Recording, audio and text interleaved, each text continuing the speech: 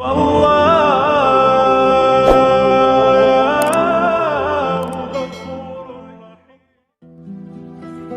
ulama, yang dibenci kafir, yang dibenci munafik. Hari ini yang paling dibenci kafir dan munafik adalah cucu daripada Rasulullah SAW, Habib Rizik. Maka kalau kalian punya senjata, senjata kalian bukan tombak, panah dan senapan, tapi senjatanya adalah cyber army, tentara dalam alam gaib, alam maya. Pandai kalian membuat meme, pandai kalian membuat video pendek, gunakan keahlian itu untuk menyelamatkan umat ini. Serang, tapi dengan makna yang positif, ingin menyelamatkan orang banyak. Kata Sayyidina Ali, aku tak pernah ragu tentang hak dan batil, karena dunia ini dari dulu isinya hak dan batil. Ada Qabil, ada Habil, ada Ibrahim, ada Namrud, ada Musa, ada Fir'aun, ada Isa, ada Herodes, ada Muhammad, ada Abu Lahab. Yang aku khawatirkan bukan itu. Yang aku khawatirkan adalah orang yang baik dia, sehingga orang yang salah merasa.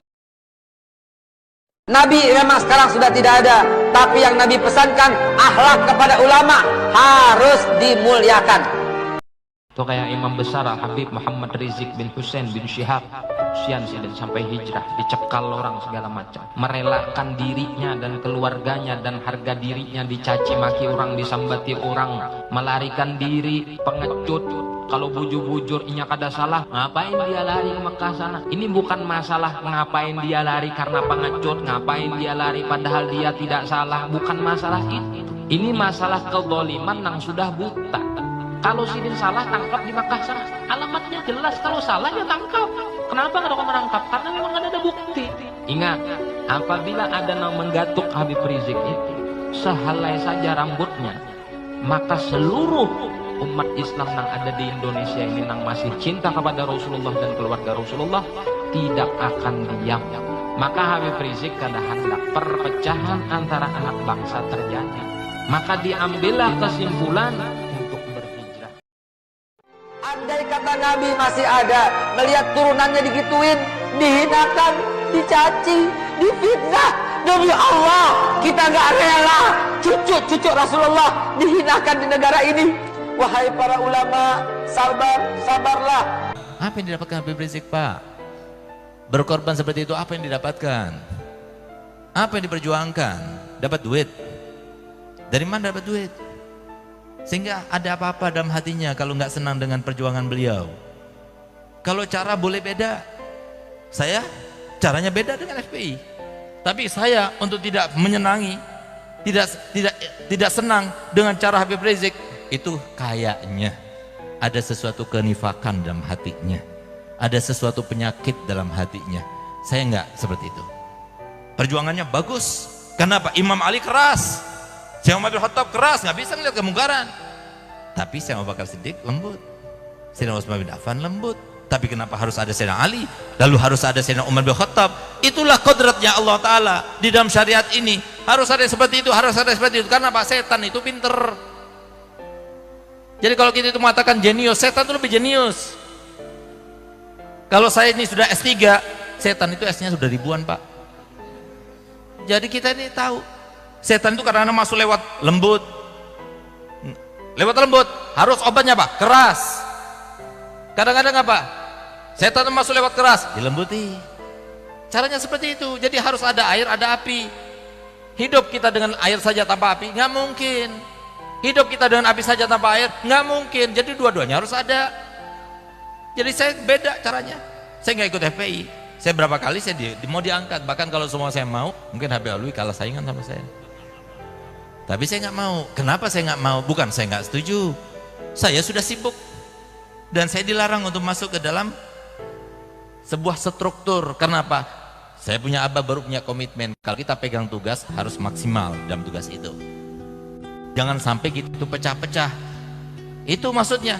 Jadi bukan saya tidak setuju, tidak. Dalwa itu kalau umpama tidak mendukung, berarti dalwa ada apa-apanya dengan keimanannya dan ketakwaannya. Apa yang jelek apa? Yang jelek itu apa?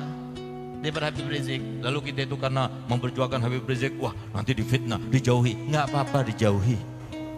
Yang penting Allah ridho. Emang kamu yang bisa menjauhkan kita daripada manusia? Emang kamu yang bisa bikin kita mati hidup? Emang kamu yang bisa memberikan kita makan? Tidak, Allah. Siapa yang nyakitin beliau, nyakitin saya. Siapa ganggu beliau, ganggu saya. Siapa nggak suka sama beliau, saya juga nggak suka sama dia. Saya sampai katakan sama teman-teman saya, siapa yang nggak suka sama Habib Rizik, saya hapus dia dari hati saya. Saya hapus dia dari hati saya. Ini Naufal bin Muhammad al-Aidrus. Orang kalau cinta harus ngomong. Cinta nggak ngomong, palsu cintanya. Orang jatuh cinta kok nggak berani ngomongkan cintanya, itu namanya palsu. Dan saya berharap dengan cinta sama Habib Rizik nanti saya bersyafaatnya Rasulullah di hari kiamat. Saya asli, saya banyak dosa. Beliau ahli taat, ahli ibadah. Beliau orang yang luar biasa. Mudah-mudahan saya punya rasa cinta ini, saya ngomong begini, mudah-mudahan Allah bilang I love you too, Naufal. Saya pengen Allah ngomong, saya gak peduli kalian suka sama saya, gak suka, terserah. Gak suka sama saya boleh, suka sama saya boleh, gak ngaruh gitu loh. Saya cari sukanya Allah subhanahu wa ta'ala. Biar sombong biarin, saya gak sombong. Kita telah mengenal bagaimana perjuangan salah seorang anak cucu Rasul dari kalangan habaib. Seorang alim, seorang da'i, seorang murabbi, Habibana Muhammad Rizik bin Hussein bin Syihab. Beliau telah mendapatkan fitnah yang luar biasa. Keilmuan beliau tidak diragukan. Hasil dakwah beliau subhanallah menyebar di sana sini. Namun saksikan berapa banyak masyarakat Indonesia mengunjing beliau, memfitnah beliau. Bahkan kediaman beliau, kamar tempat beliau tidur telah diseniper dengan sebuah peluru.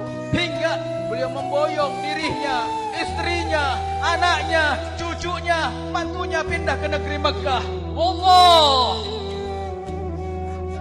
demi Allah, siapapun yang andil di dalam terusirnya Habibana Sayyid Muhammad Rizik akan diminta pertanggungjawaban di hadapan Allah Subhanahu wa ta'ala. Dan siapapun yang mendukung, siapapun yang menyetujui hal-hal yang semacam ini akan diminta pertanggungjawaban di Kepergian saya dari Indonesia bukan untuk lari dari tanggung jawab hukum, tapi saya wajib untuk melakukan perlawanan terhadap kezaliman, terhadap kemungkaran, perlawanan terhadap kebatilan. Manakala diri saya dalam bahaya ingin diterimi, tentu wajib saya untuk menyelamatkan diri sebagaimana dicontohkan oleh gatungnya para habaib tercinta Sayyiduna Muhammad sallallahu alaihi wa alihi wa sahbihi wasallam. Tatkala beliau ingin dibunuh, ingin dihabisi, beliau memilih hijrah ke Madinah.